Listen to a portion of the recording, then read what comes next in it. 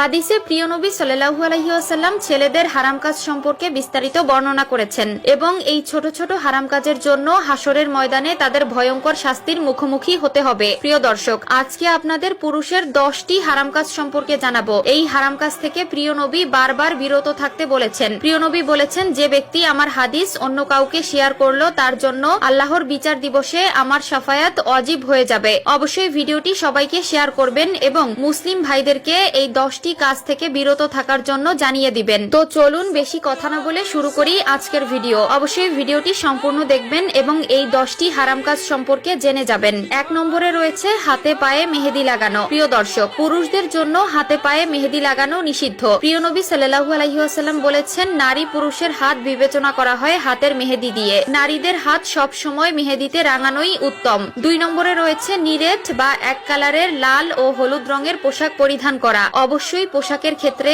এই বিষয়ে সতর্ক থাকবেন। 3 নম্বরে রয়েছে ফ্যাশনের জন্য নাক কান ফোড়ানো। আজকাল অনেক ছেলেদেরকে দেখা যায় নাক কান ফোড়ানোর মাধ্যমে নিজেকে স্মার্ট দাবি করে, যা ইসলামে একদম নিষিদ্ধ ও পুরুষদের জন্য হারাম কাজ। অবশ্যই এ বিষয়ে সতর্ক থাকবেন। 4 নম্বরে রয়েছে প্রাপ্ত বয়স্কদের হাফ প্যান্ট পরা। হাফ প্যান্ট বলতে হাঁটুর উপরের কাপড়কে বোঝানো হয়েছে। 5 নম্বরে রয়েছে চুল দাড়িতে কালো রং করা। প্রিয় দর্শক, আজকাল অনেক পুরুষদেরকে দেখা যায় চুলে দাড়িতে কালার করতে, যা ইসলামে একদম নিষিদ্ধ ও হারাম কাজ। বয়সের সাথে সাথে চুল দাড়ি সাদা হয়ে যাবে, এটাই প্রকৃতির নিয়ম। কিন্তু প্রকৃতির এই নিয়মকে তুচ্ছ করে নিজেকে অন্য রূপে বানানো ইসলামে জায়েজ নয়। অবশ্যই এ বিষয়ে সতর্ক থাকবেন। 6 নম্বরে রয়েছে স্বর্ণ ব্যবহার করা। পুরুষদের জন্য স্বর্ণ ব্যবহার করা জায়েজ নয়। অবশ্যই এ বিষয়ে সতর্ক থাকবেন এবং এই হারাম কাজ থেকে নিজেকে বিরত রাখবেন। 7 নম্বরে রয়েছে টাকনুর নিচে প্যান্ট পরা অথবা জুব্বা পরিধান করা। 8 নম্বরে রয়েছে সিল্কের কাপড় পরিধান করা। প্রিয় দর্শক, আরো একবার বলেছিলাম, পোশাকের ক্ষেত্রে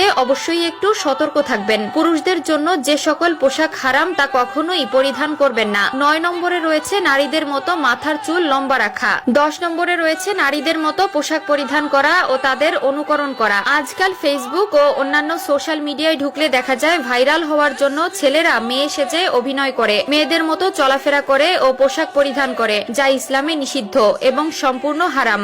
এই সকল লোক কখনোই আল্লাহর নবীর শাফায়াত পাবে না। আল্লাহ পুরুষকে পুরুষের মর্যাদা দিয়েছে এবং নারীকে নারীর মর্যাদা দিয়েছে। তাই আল্লাহ যাকে যেমন বানিয়েছে তাতেই শুকরিয়া করা উচিত। আল্লাহ আমাদের সবাইকে সঠিক বুঝ দান করুক, আমিন।